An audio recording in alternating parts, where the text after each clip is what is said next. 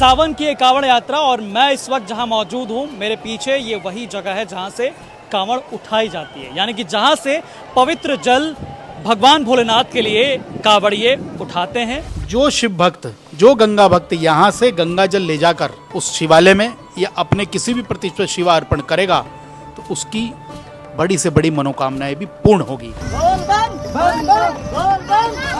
तो कितने घंटे चलने का प्लान है, कितने घंटे चलोगे?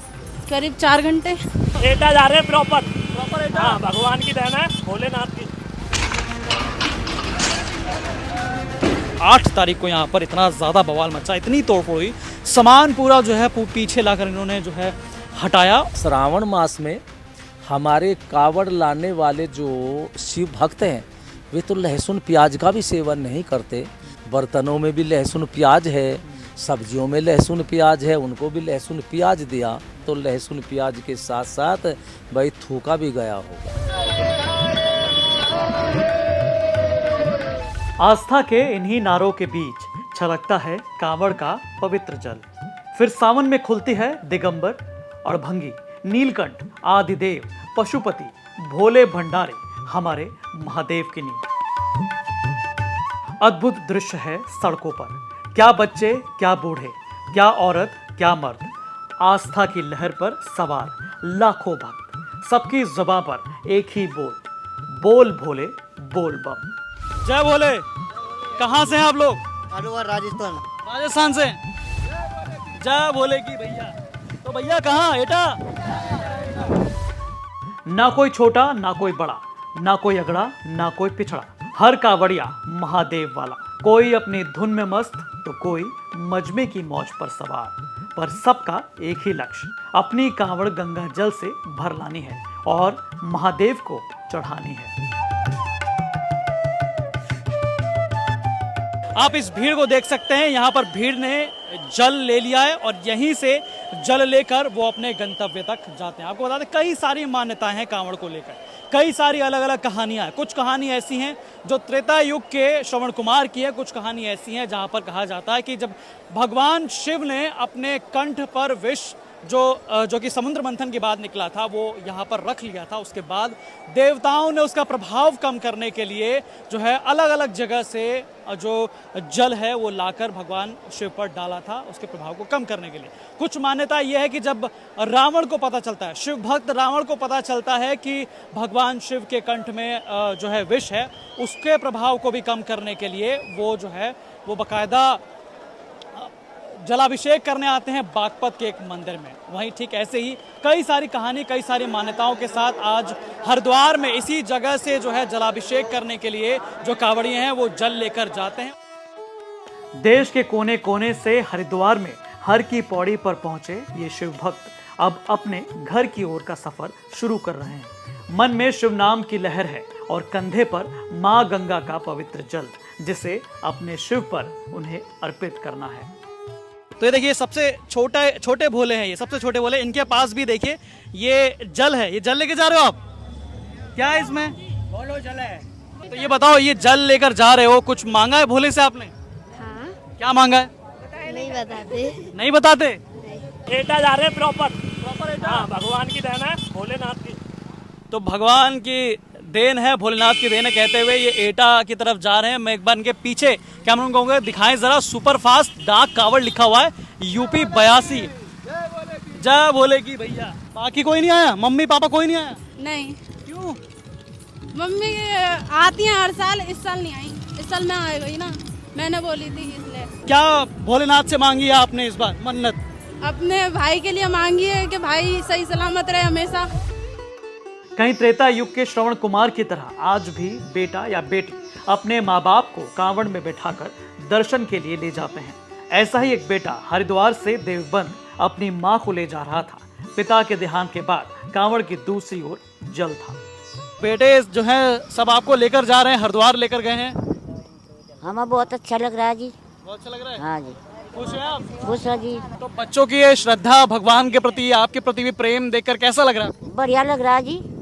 ऐसे सब बच्चे करो जी अपनी माँ बापों की सेवा, जैसे हमारे बच्चे कर रहे हैं। मुझे एक बात बताओ कि एक साइड माँ दूसरी साइड जल, कैसा क्यों? ये इसलिए जी, अगर हमारे पापा जी होते तो हम उनको लेके चलते फिर। अच्छा, पापा जी नहीं आपके। जी, उनकी जगह हमने जल उठा लिया।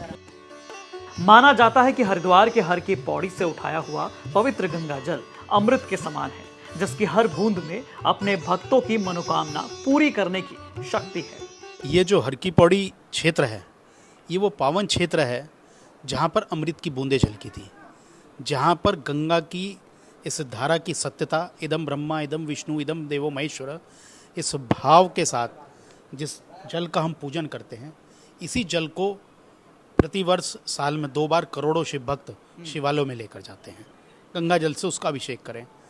तब भगवान परशुराम हरिद्वार आए, उन्होंने स्नान किया और स्नान करने के बाद जो पाषाण था, उस पाषाण को ले जाने लगे, तो वो पाषाण रुदन करने लगे, रोने लगे। उनके और साथी भी रोने लगे, तो भगवान परशुराम अचंभित हुए। उन्होंने कहा ये क्या? तब उन्होंने उनसे पूछा कि आपका ये रुदन का कारण क्या है? तब उस पाषाण ने कहा कि मेरे करोड़ों जन्मों के अनंत पुण्य कार्यों के उदय होने के बाद मुझे गंगा का आंचल मिला है, और आप अब इस गंगा के आंचल से मुझे दूर ले जा रहे हैं। वो जो ममता और भक्ति का इससे अनूठा उदाहरण नहीं हो सकता।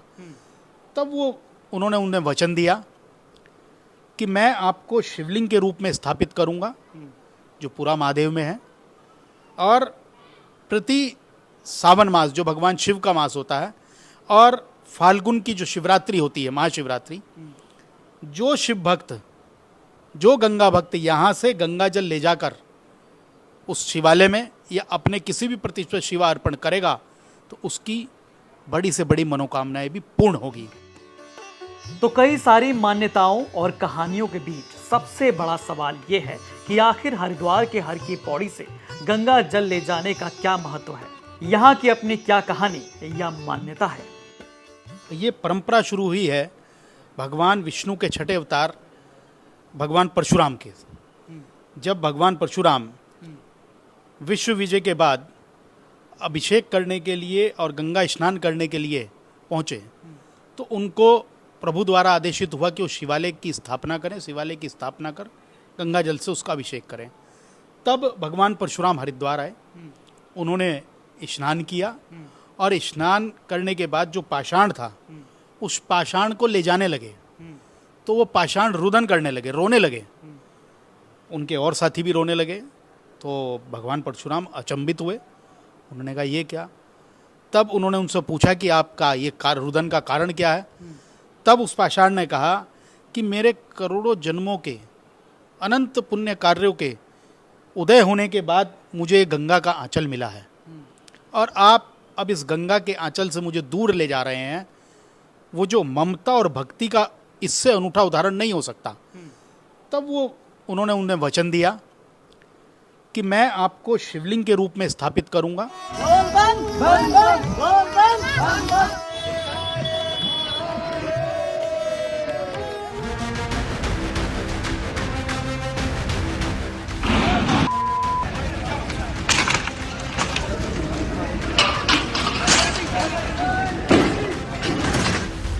ये तस्वीरें हैं 8 जुलाई की, जब सावन शुरू भी नहीं हुआ।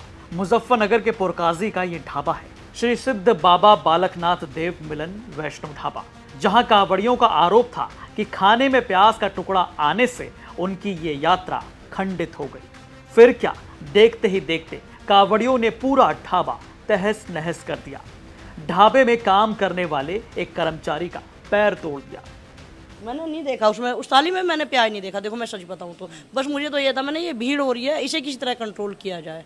ऐसे महात्मा नहीं होते। अगर ऐसे महात्मा हमारे देश में होने लगे तो हमारे हिंदू धर्म का क्या होगा, हमारी संस्कृति का क्या होगा, किस ओर जाएगी हमारी संस्कृति। महात्मा का मतलब होता है महान आत्मा। वो विधर्मी को, उन्होंने मुझे विधर्मी बताया, उन्होंने मुझे मुसलमान बताया।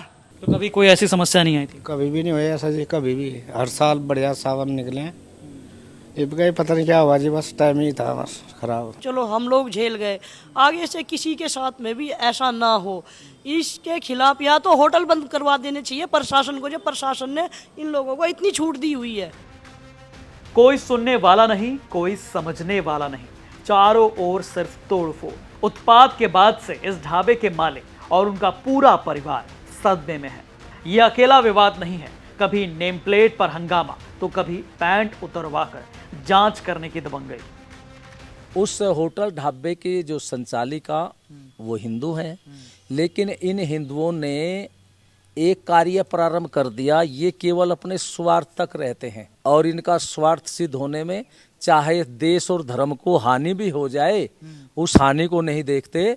वो तो हिंदू हैं, लेकिन अंदर जो कर्मचारी है वे तो मुस्लिम थे। श्रावण मास में हमारे कावड़ लाने वाले जो शिव भक्त हैं वे तो लहसुन प्याज का भी सेवन नहीं करते। तो जब उन्होंने वहाँ देखा बर्तनों में भी लहसुन प्याज है, सब्जियों में लहसुन प्याज है, उनको भी लहसुन प्याज दिया। तो ये जब कर्मचारी दूसरी विचारधारा के तो लहसुन प्याज के साथ साथ भाई थूका भी गया होगा। तो ये मतलब ये जानकारी आपको कहाँ से मिली कि मतलब वो मुस्लिम वर्क करते हैं वहाँ? तो हम साधु संत हैं, हमारे भक्त लोग सब जानकारी रखते हैं कहाँ क्या हो रहा है।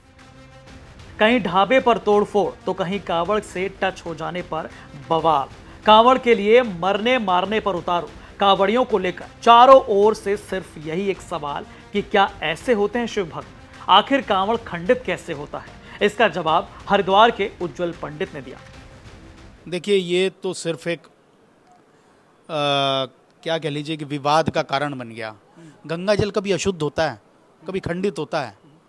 हाँ, उस कावड़ को नीचे नहीं रखते तो उसके लिए स्टैंड, जैसे लोग कलश लेके जा रहे हैं तो स्टैंड की व्यवस्था है। अलग अलग जहाँ पर भी वो रेस्ट करते हैं, जगह जगह सरकार द्वारा, प्रशासन द्वारा और लोकल लोगों द्वारा या वो बांस बल्लिया इत्यादि लगाकर उस पर टांग दीजिए। अब ये मान लीजिए जा रहे हैं और जरा सा किसी से कोई गाड़ी टकरा गई या किसी का वो हो गया, ये। लेकिन इसके एक दूसरा पहलू भी आप सुन लीजिए। नहीं, पहले मुझे उन मामलों के बारे में बताइए, क्योंकि तमाम मामले जो है हमने देखा हरिद्वार से लेके, ये अनुचित है। शिव भक्त कैसे क्रोधी हो जाएगा? दक्ष ने इतना बड़ा अपमान किया तब बैठे रहे। धर्म आस्था के महामंथन में एक ओर आनंद है, भावों का अमृत है, तो दूसरी ओर विवादों का विष। लेकिन ये वो विष नहीं जिसे भोले ने अपने कंठ में धारण किया था और बन गए थे नीलकंठ।